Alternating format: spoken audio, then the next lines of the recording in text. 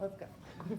Make sure everyone has a voice in this panel today. Okay, yeah, no, much better. Okay, welcome to our sustainability showcase. As you've heard us say again, we've had, I think throughout today, I think you'll be hearing, from a lot of brands in terms of just where this fits into their overall corporate values and their international strategies. Where we really wanted to get into this discussion though was again reducing friction, both through upstream, supply chain, downstream, product, distribution. We have a wonderful, panel here today that I think, we'll be able to share some of their experience. I'm going to ask everyone to kind of do a quick, self-introduction. Patrick, why don't you start on that end and just move across the row? I just want to check the microphone, see. Yeah. So, I'm Patrick. I'm with Avalera.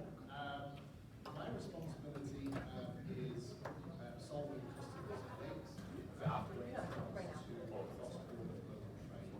So, specifically, classification of products, any products to any country, and duty tax calculation.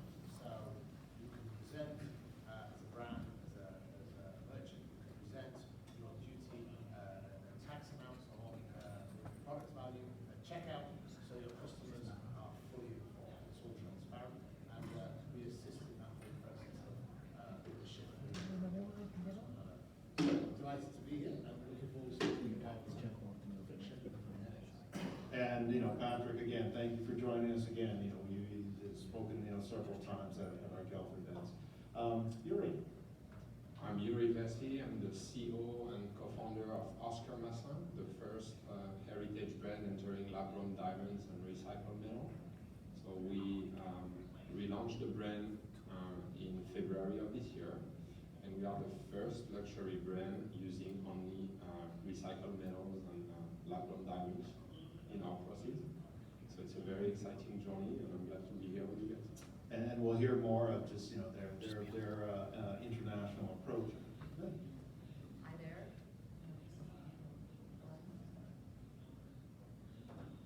Okay, thank you. So hi, I'm Lynn Power. I'm the co-founder and CEO of Mossamy. We are a clean premium hair care brand. We launched in February of 2020, right before COVID. And then I'm also the founder of the Conscious Beauty Collective, which is a pop-up experience with 32 indie beauty and wellness brands that started in San Francisco. This is, by the way, a kind of aggressive, I guess you could call it, career pivot. I spent 30 years in advertising, running large global agencies, working on a lot of international accounts. So I'm putting that to use for my business. We are primarily US based, but we do have a little bit of business in Australia. We're on Amazon, UK, Singapore, Canada. We have some partners in the Middle East, and a couple of beauty partners in the UK as well. So it's quite interesting. Yeah, we'll talk more certainly about that. And last but not least, Bronson, welcome back. It's been a few years since you've been at GELF, but great to see you again. Very glad to be here. I'm Ranjan Roy, VP of Strategy at Adore Me. We're a direct-to-consumer women's wear brand. We started in intimate apparel and now expanded to a number of other categories. We were founded in 2011, now have over 200 million in revenues. We're still primarily in the US, but have expanded some business into Canada and the UK, starting to explore more on the international side. And specific to the topic of sustainability, we actually just became a certified B Corporation just last week. And for us, it's been a really interesting journey because we did not start as a sustainability-minded brand in 2011, like a Patagonia, Allbirds type brand. So it's really been about transformation for us, and we've seen how that has had really, really beneficial effects in terms of how we built our supply chain, how we understand our supply chain, how we operate as a global business. Yeah, congrats. I mean, that's a huge piece of work to kind of get B Corp certification, but we'll definitely kind of dive more into how that's affecting some of your supply chain. But Lynn, wanted to congratulate you on the pop-up store. Tell us, like the pop-up store experience, And sounds like you got the next ones, in the works. The next one's already happening, which is awesome. It's actually at the Natick Mall through the end of the year. So if anyone is in Boston, please check us out. But it's been fantastic. I mean, we've been hearing this morning a lot about how you have to be hybrid. I've been calling it DTC plus, because that's how I feel about our business. We're sort of DTC at our heart, but we have all these other things that we have to do to be relevant and to connect with our consumers. So it's all about conscious. We're talking about sustainability today. All the brands, including mine, are values-based. So that means it's more than clean beauty. Clean beauty is your formulas. Conscious beauty is really about really looking at the entire process, soup to nuts, your supply chain, your ingredients, your packaging, your experience, how to make it really thoughtful throughout everything. And we also give back. All the brands in the pop-up give back. My brand gives back to Ocean Research in Japan. That's where we get our hero ingredient. Well, we'll keep going with that. Tell us more of the origins of Masami, and again, where you are ethically sourcing, some of your core ingredient, from Japan. So my brand, I'll try to keep this short. My brand is named after my co-founder's husband, Masa. And James, my co-founder, worked on our formulations for 10 years, and Masa is from Northeast Japan. And when James went back to Masa's hometown in Atsuchi, Japan, he came across this ingredient that Masa had found for us, really. But the cool thing is, we work with a family-owned seaweed company that is food-grade seaweed. We're the only cosmetic brand, and we got to go there in 2019, luckily, before COVID, to really see for ourselves what their operation looked like, making sure that they were harvesting our seaweed is called makabu, that they were paying the fishermen fairly, that everything was like above board, and it really makes a difference to have that relationship, because now if we need stuff, literally we just call them up and they'll do anything. Like, they're just such great partners for us. So I definitely will say to anyone who's trying to source an interesting or unique ingredient, take the time, get to know your suppliers, and build that relationship. Yeah, I'm sure challenging over the past couple of years, considering you launched 2020. Yeah. New York Fashion Week in February of 2020. Yeah, it looked crazy. Yeah. Ranjan, let's talk a little bit more about the B Corp, certification, but what has that meant as we're talking of it, things like, country of origin, and again, just what it's doing to operations and supply chain, Yeah. So for us, it's funny because this comes up a lot in conversation where people are almost very surprised where our consumers generally have a neutral or sometimes even negative reaction when we market sustainability. And again, because especially within fashion, if you're in that community, the sustainable fashion community, everyone kind of assumes things operate in a certain way. And our consumers were a mass market brand, $30 to $60 all products throughout the United States. A lot of consumers, if you tag on the word sustainable, environment, eco-conscious, we get negative emails.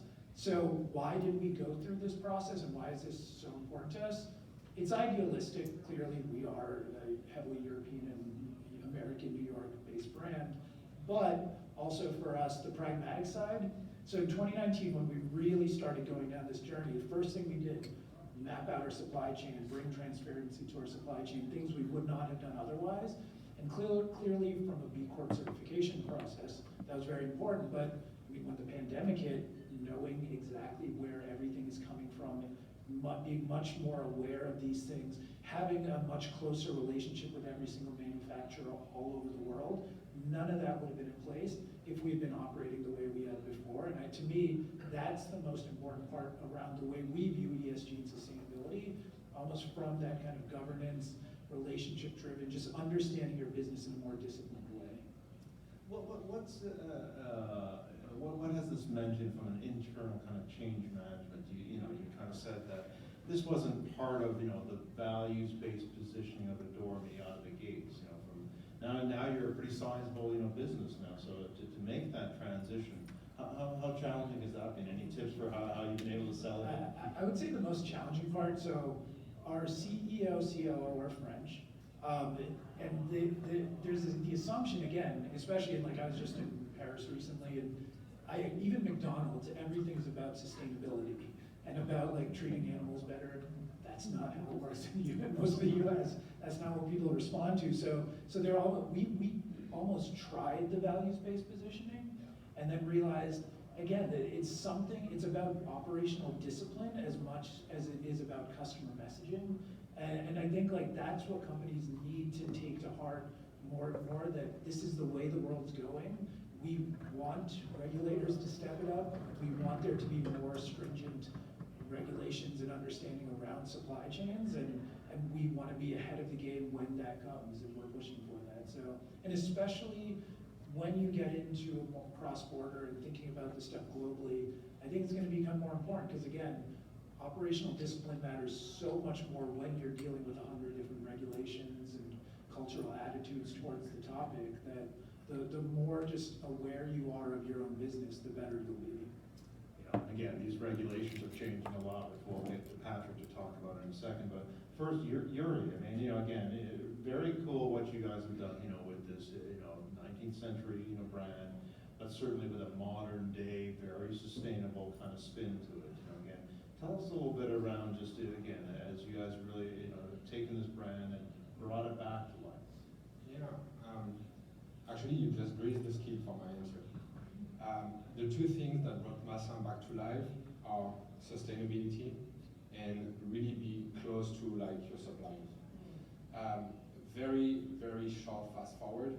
During the pandemic, 3 former executives from Cartier, Harry Winston, and De Beers decided to join ventures because they saw what was happening in their industry for, like, I say that, they don't like it, but, like, combined over 100 years, so 30 years each.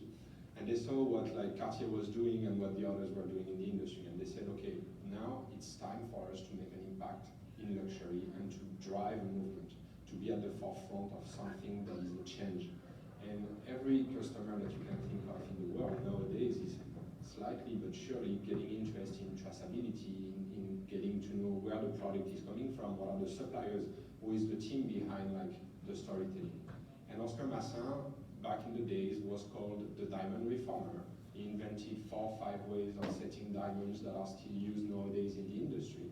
And we inspired for, like, 2-3 years ourselves into his techniques to bring back to life the Maison in February of this year. We are only using recycled gold that is recycled in Brooklyn.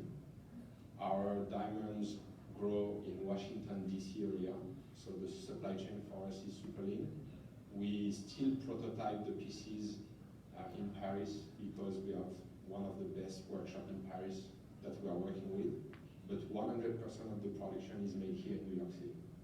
So for us, it was really important to not only come up with a sustainable component in the storytelling, but really be authentic in about what we are doing. In my prior life, I was dealing with China and with other countries in bringing products in the United States.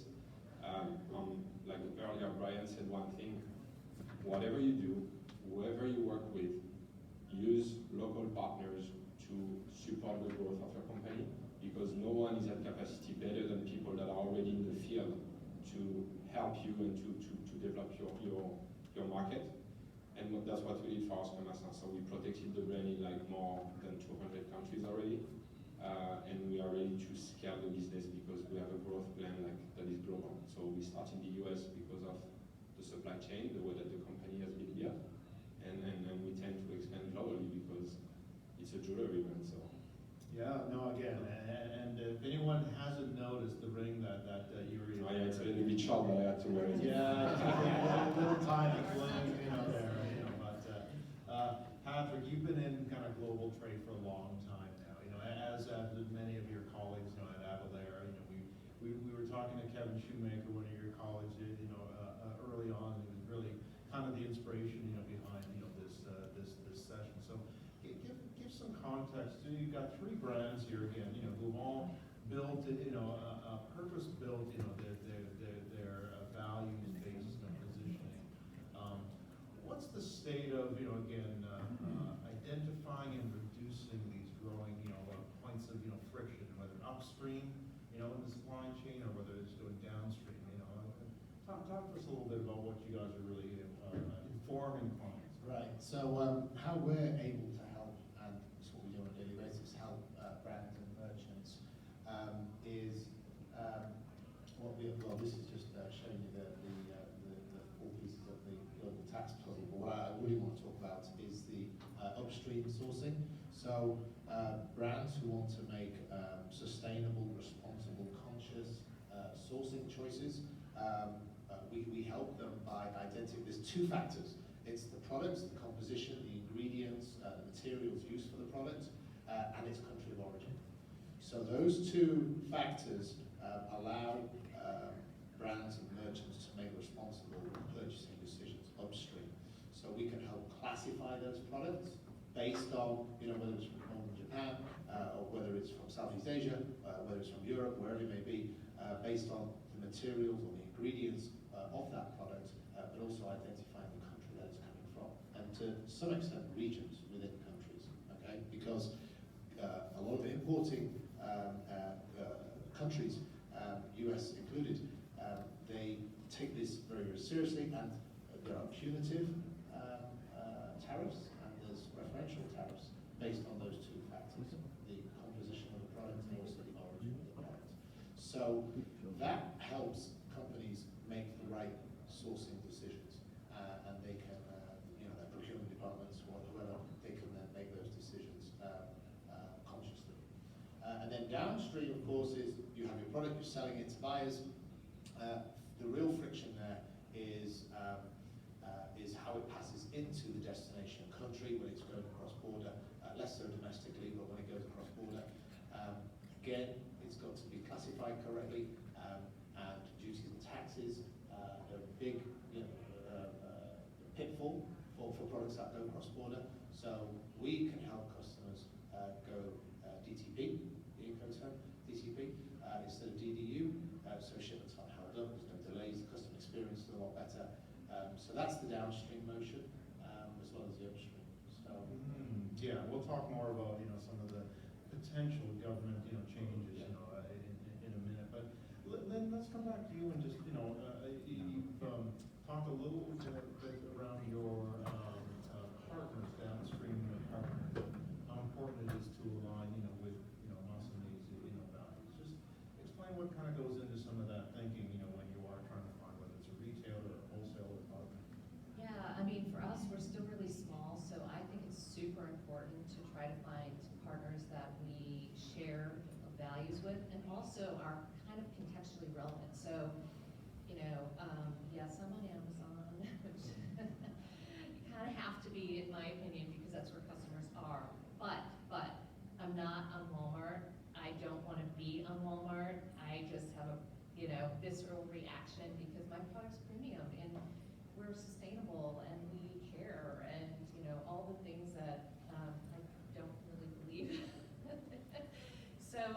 So for us, when we're evaluating, you know, marketplaces, we're on places like, there's a great sustainable marketplace called Circular, CERQULAR.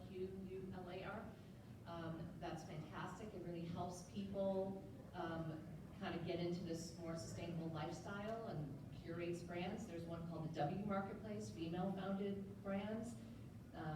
There's another one called Skin Holy, which is cruelty-free brands. So like those places are great because we're a good company. And I feel like anyone that's going to shop at those channels, they're looking for really high-quality products that are values-based and that meet their needs. So I think it's super important that you think about that. Ranjan, how about for Adore Me? Again, I kind of saw a wry smile there on Amazon, you know, the mention of Amazon, you know, what's happening with Adore Me in terms of any other channels than your DTC? Yeah, I think every direct-to-consumer brand, if you look at the headlines right now, is trying to figure out some kind of diversification. We have 6 retail stores, actually 1 in the Native Mall. We are going to partner. You don't know it yet. It's happening. So for us, we were very, very protective of owning our customer for our entire life. And only in the last, let's say, 6 to 12 months, have we started exploring in very similar were very, very hesitant. And actually Amazon, this is, there are brands, there's a brand called Adobe on Amazon that actually steals our photos. There's other brands that steal our photos. There are brands that we think steal our products and resell them. And we went onto Amazon in order to defend ourselves because we know that 50%, or it's like 46% of all e-commerce searches start on Amazon. So people will be watching our TV commercials we paid for, go to Amazon, search our brand, and then find something that is basically a ripoff. So we have to be there.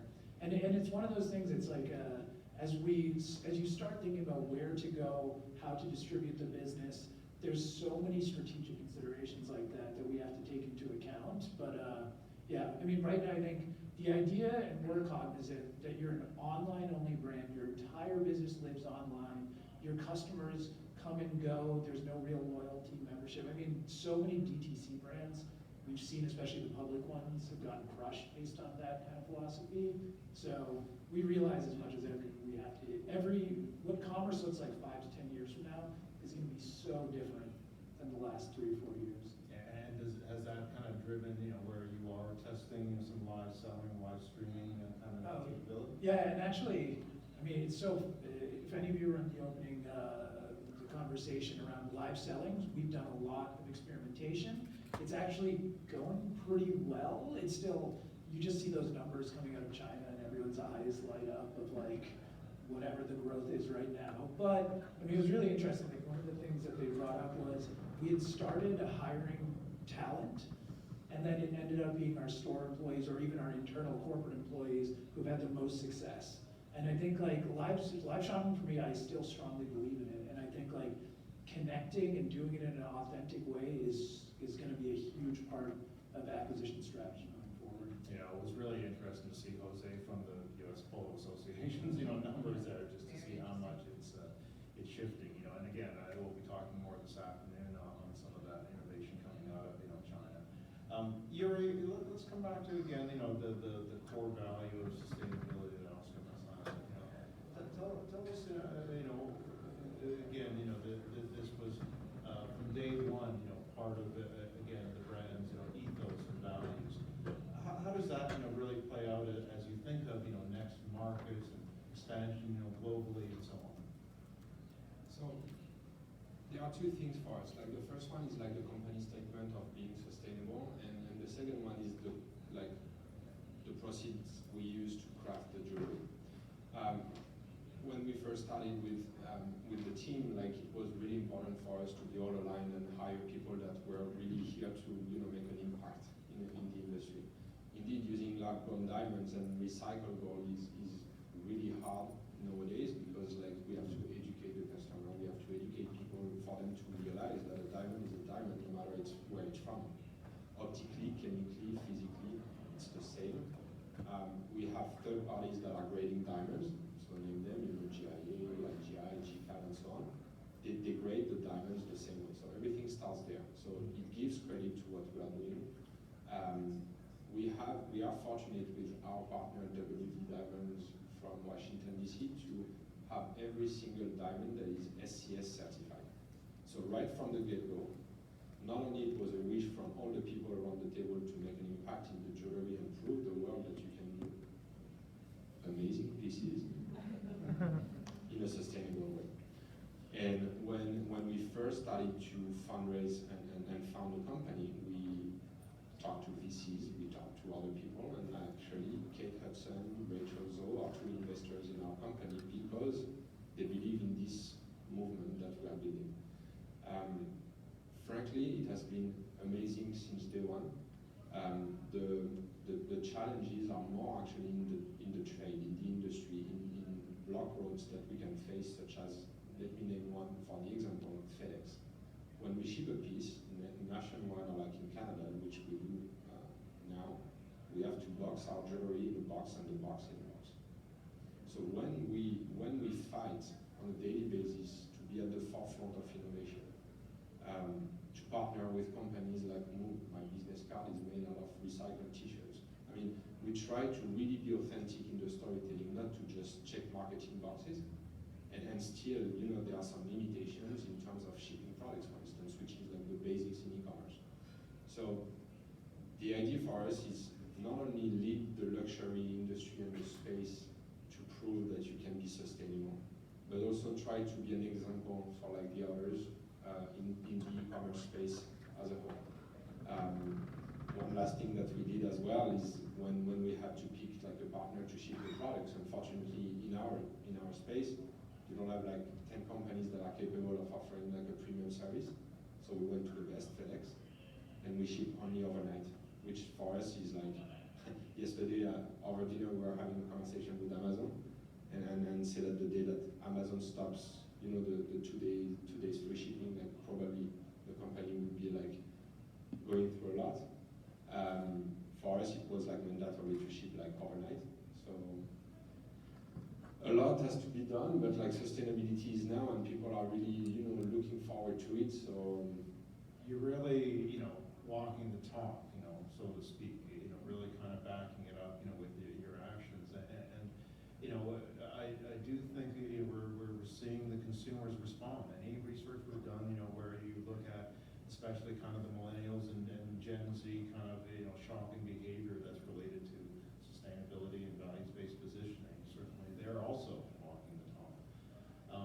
Patrick, talk to us a little bit around, you know, what this means potentially from a government regulatory standpoint with sustainability certified, I guess, you know, product, and what's happening? So Jim, the government's certainly coming to the table and taking this seriously. 46 members of the WTO, including the US, EU, China, are currently negotiating the Environmental Goods Act, which looks to eliminate duties and import tariffs for environmentally conscious products, which is it's a big deal. So they want to eliminate duties and tariffs. So products which are exported from here to EU, which are environmental conscious, sustainable, responsible, will get that break. And so buyers in those destinations are obviously going to be the recipients of reduced duties and taxes, and allowing you to, you know, sell your products a lot less than those products which aren't classified that way.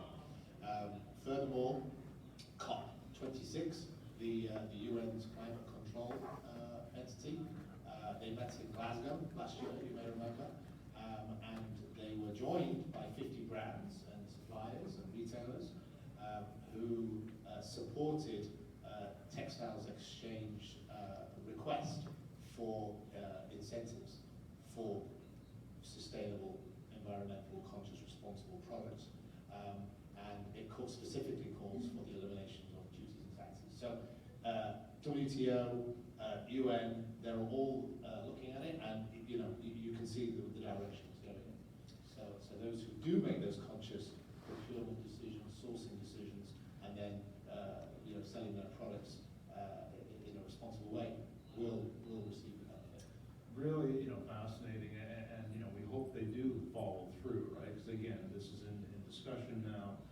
Be interested to see again, you know, how quickly they can, you know, kind of move to some, you know, resolution. But I would think all the brands up on stage here would, again, you know, be really find that as again new international selling opportunities. So again, certainly worth, you know, monitoring, you know, because again, this is not a done deal, correct, Patrick? Right. So it's in negotiation. You know, these things can take a little while, but you don't have to worry about that. You don't have to monitor it, because that's what we do at Alera, and we make sure that all our content's up to date. So if you know, a beauty product from the US, which has been responsibly, consciously created and exported to the EU, if that tariff was to change, we know straight away, and you can reflect that at checkout when you're you know, collecting payment from your customers.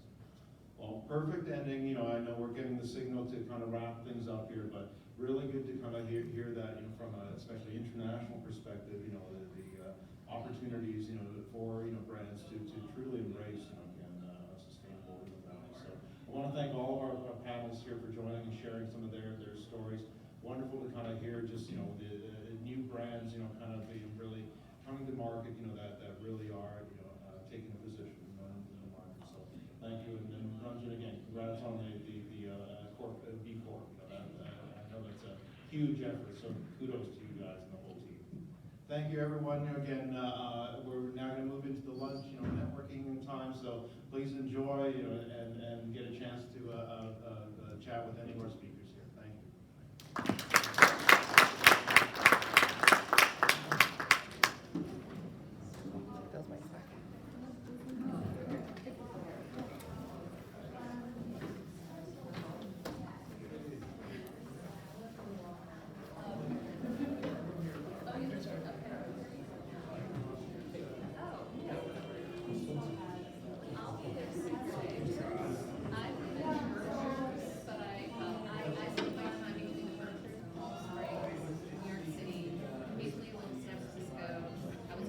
You want to get the clicker as well? Sure, yeah, no. Good. Now we know which ones. I mean, the Berkshires and Palm Springs are my homes. But yeah, so it's, but I'm gonna be back, back up there, and I'll be with them all on Saturday. We definitely should do something. We need to think it's their highest ticket. I mean, they have, I don't know how many,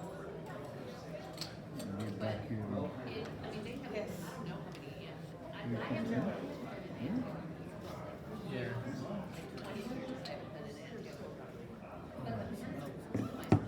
Only thing I'll say is, when,